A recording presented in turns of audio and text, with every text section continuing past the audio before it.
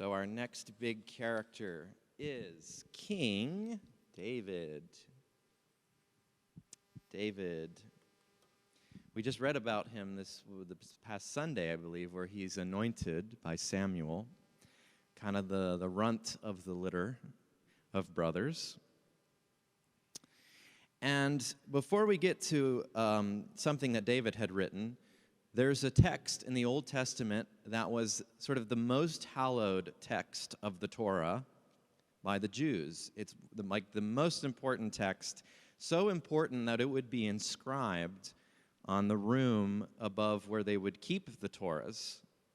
And so everyone would have known this. And it's Exodus chapter 34, verses 6 and 7.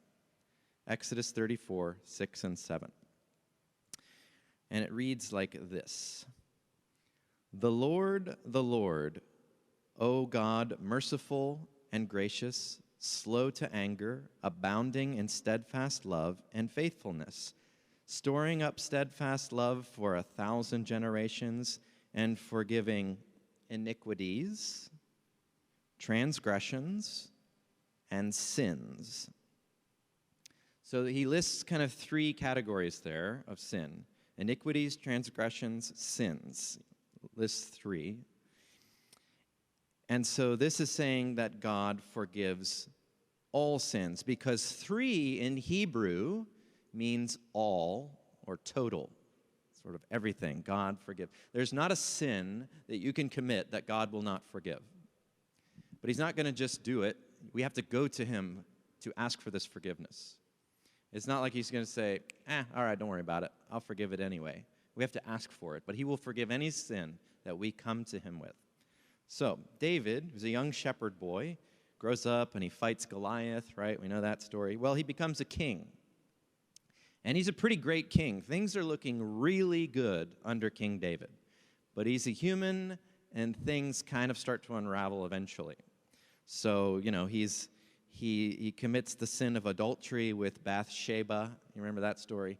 And he doesn't want her husband to find out about it, so he sends her husband to the front lines of battle, which essentially kills him. So he's this adulterous, murdering, sinful guy, and it's not looking great for David. And so what he does is he has this very heartfelt confession to God. And where we see this is in Psalm 51.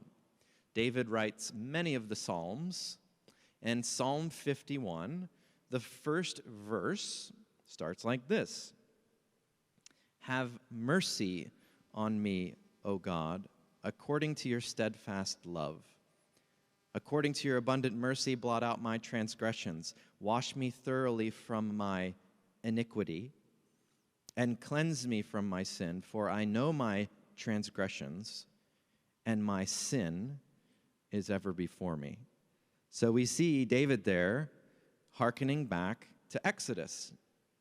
And he's telling God, sort of reminding him, Lord, I know you will forgive all sins. There's not one sin that you will not forgive.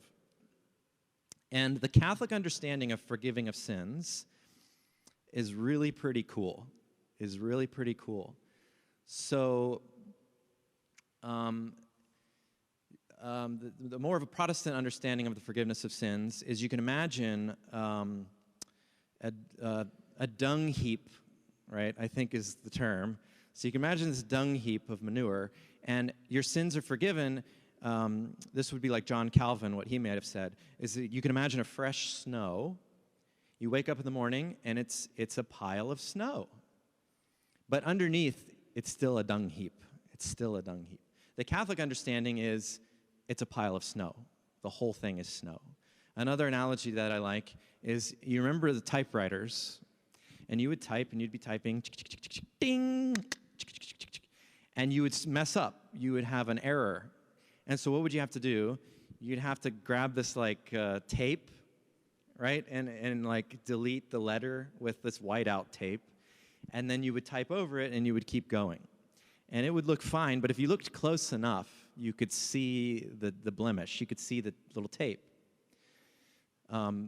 So the Catholic understanding would be is if you had Microsoft Word, and you're like, oh, made a mistake, delete it, go on. You print it off, And you can't tell it's there. It's never there because it's gone. Remember, because total sins, iniquities, transgressions, sin, God forgives all sin, and they are gone. Gone. And the devil can't see them anymore because there's one person that doesn't want you to go to confession, and that is the devil. He hates it for you to go to confession because he will no longer have access to those sins. It's like he can't use them against you anymore. They're gone. They're obliterated.